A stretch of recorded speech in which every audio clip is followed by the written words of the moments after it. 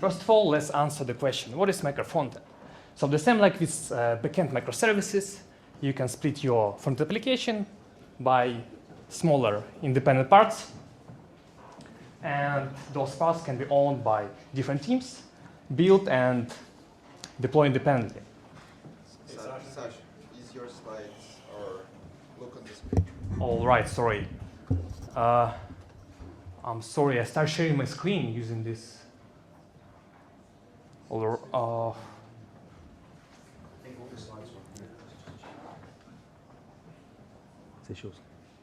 right. They're all stitched. Okay. Yes. Unless you change them. All right. So yeah, like I said, I already explained what is micro frontends. And let's talk about benefits of micro frontend approach. So first of all, independent development, where teams more focused on the subject area. And another one is independent deployment. So teams will be more autonomous. They can deploy their features whatever they want. They don't depend on other teams, as well as shorter delivery cycle, incremental upgrades, faster builds, faster tests. It's actually reduced complexity when you work just in one micro frontend instead of the whole monolith. Also, with such approach, you can isolate errors and have more granular monitoring and alerting. Such a fantastic benefit, isn't it? One thing that I would like to pay your attention that microservices and micro frontends, I mean the backend microservices and frontend micro frontends, they are not completely the same. For sure, in development, they kind of similar. Different repositories or packages inside the monorepository. CI/CD process, quite similar, right? And it can be owned by different teams as well. But at runtime, they're not similar at all because everything running in the web browser. So that's why we have general event loop, shared document object model with events, navigation. So I guess we need to accept that we shouldn't isolate our micro frontends too much, as well like decompose our micro frontends too much, and still achieve those benefits.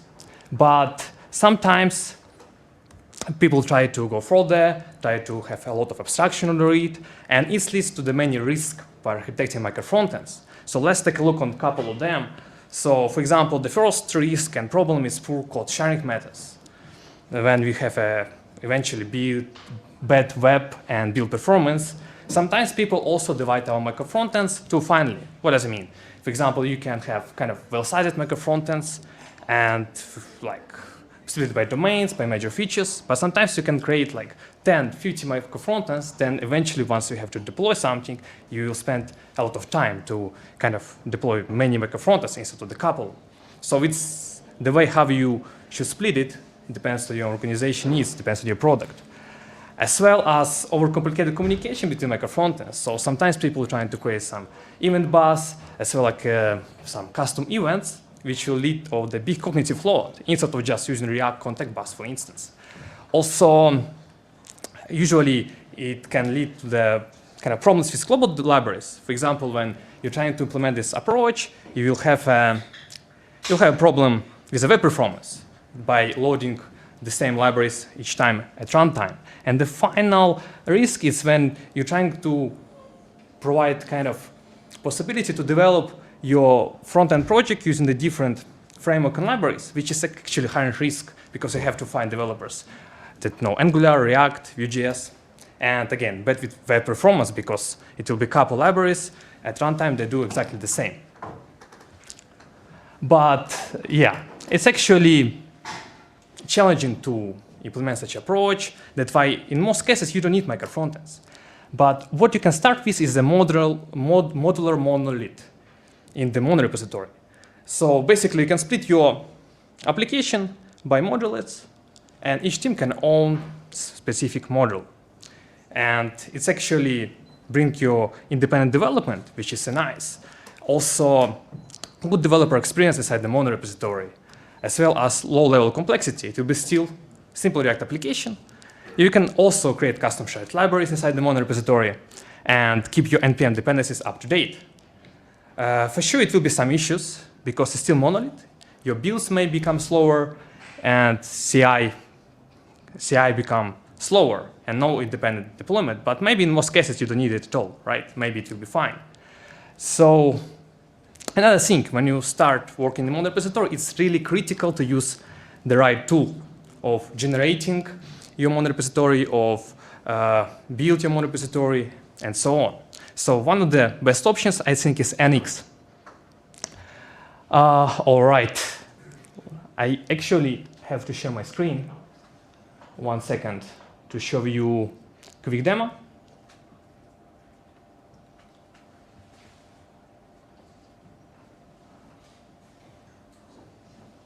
One second.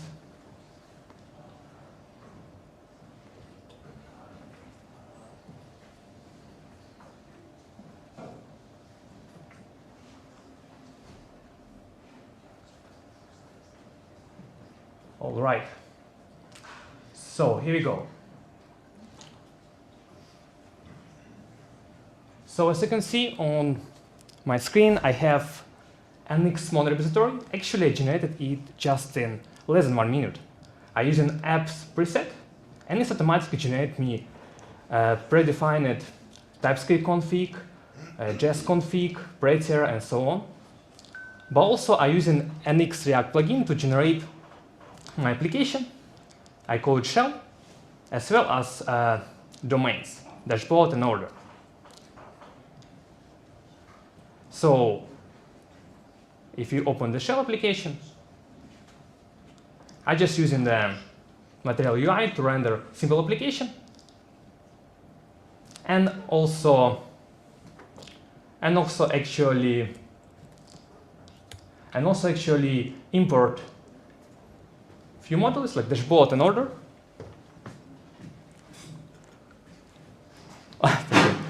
Yeah. So and also I, as you can see on the screen, I import dashboard and order model from my shared libraries. As you can see, there is domains and dashboard. It's all generated by NX. Let's try to run it. All right. So I'm using NX plugin, VS Code plugin. I can just click simple command to start my application.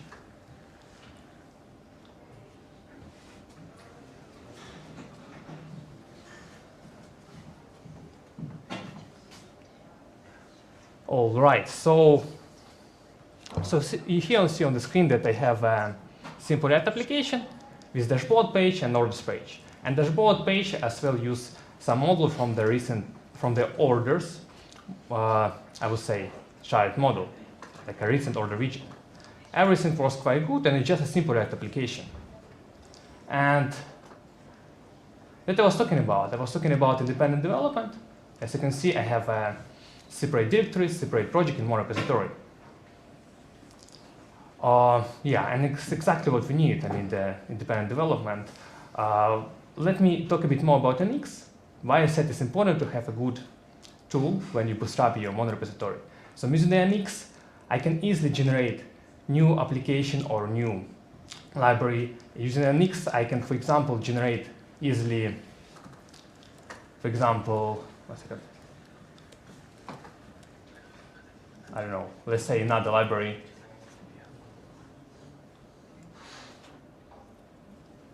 By specifying the name and params, and NX will generate everything together with JS for unit test and so on. As well, using the NX, you can run commands like NX affected, and it will run only changed application over the main branch. Let's try to do it. I also going to use the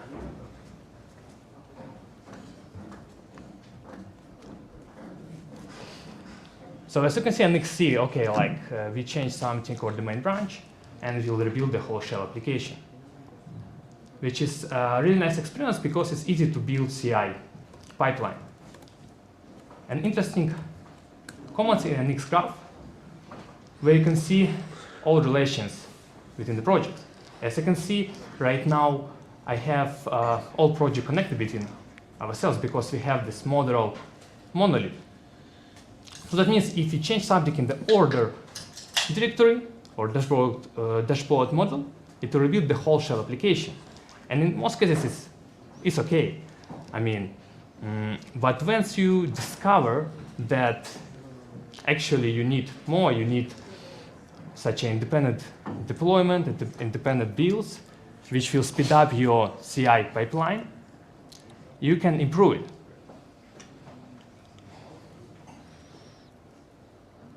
So you can actually improve this application by editing the tool, which will enable you independent deployment and build. So one of the best options, Module Federation plugin. It's a feature in Webpack 5, which is allow you to download modules at runtime from the different Webpack project, which is hosted on different domain host. It can be CDN, it can be some Nginx server, which serves static. Let's talk a bit more about it. So actually, all right. So actually, in Module Federation, each your project, each your micro application that you build is called container. Container can expose modules and actually consume some modules. Can be remote or host, right? And from this point, once you add Module Federation, you can build your project independently. But at runtime, as you can see, it will load your modules inside the same application, which is exactly what we need. Let's talk a bit more about it. So another nice feature in Module Federation is shared scope and shared library. What does it mean? Once you, for example, have some micro application, it has some dependencies, for example, React. Instead of loading React each time, it will go to the shared scope, check if it's already in shared scope. If no, it will load it and put in shared scope and load React only once. So which lead to the great web performance. And it's really important that technology that you choose should have a great community. For example, Module Federation, many companies choose Module Federation such as Netflix, Amazon, and so on. Additional benefits of Module Federation that it shouldn't be only Webpack bundlers. So there is new package called Native Federation where you can which you use, and it will become kind of bundler agnostic. So that means you can use federated approach in the ES build, RSPAC, and so on. And also Module Federation supports server-side rendering, which is really important. And there is specific plugin for Next.js. And this is the way that you can choose to improve your NX mono repository and enable independent deployment and build. There is example of the React application. As you can see, the same application, we have main shell application, which handle layout logic, routing. We have order, which showing the orders page and exposed recent order widget. We have dashboard, which is just render dashboard page and also use recent order widget. Each of the micro application owned by different teams. They build independently and all modules loaded at runtime. And also, as you can see, there is dependencies. It's a shared scope. That means that all our applications use the same shared scope to load libraries only once at runtime.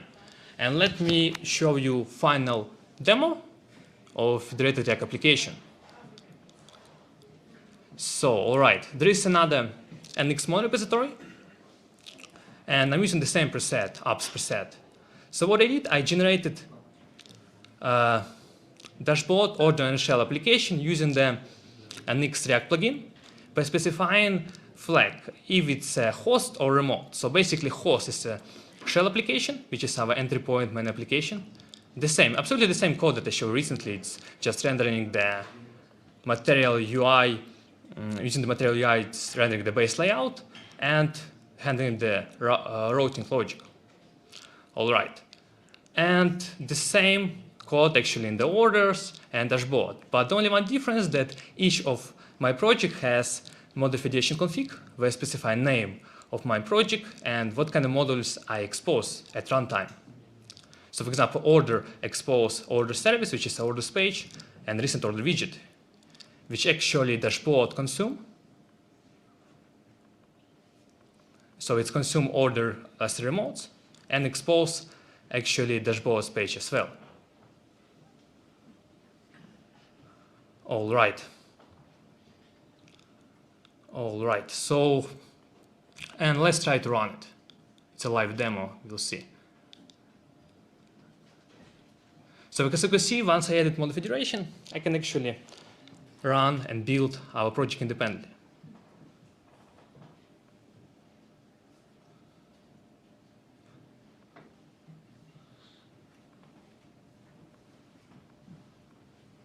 It takes some time.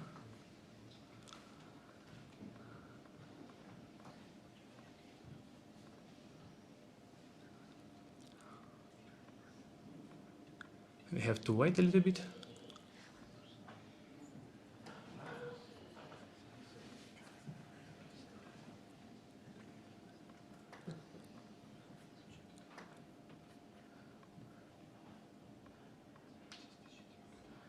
Let's wait a little bit more.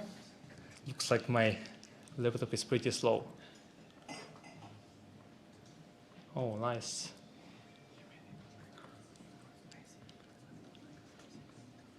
Oh, nice. So, as you can see, absolutely the same application. UI looks absolutely the same, and it's still single React application. But if you open the network tab and refresh the page, and see all your requests, let's say JavaScript request, you see that main bundle loaded from the localhost 4200. It's our shell application. Then it see that it needs some libraries such as React, Material, and it will lazy load those libraries. Also, it will preload remote entries for other micro frontends, and load actually micro frontends, and load actually another, let me find it, another bundle from another port, which is 4101, which is dashboard one application, and render it. So as you can see, it's the same. It acts like a monolith at runtime, but we host our micro frontends independently on the different ports. When I click on the orders page, it just loaded only one dependency, which is not yet in the shell scope, and load only one component and render orders. And once I go back to dashboard, you see everything already in cache, which is fantastic. And one more thing that I would like to do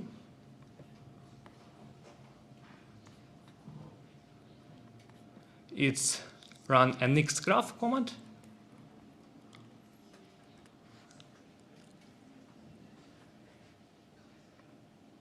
One second.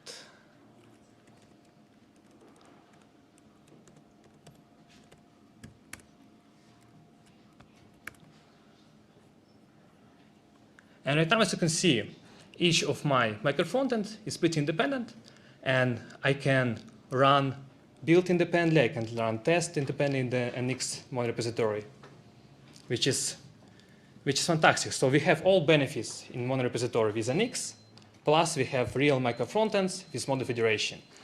And actually that's it. Thank you.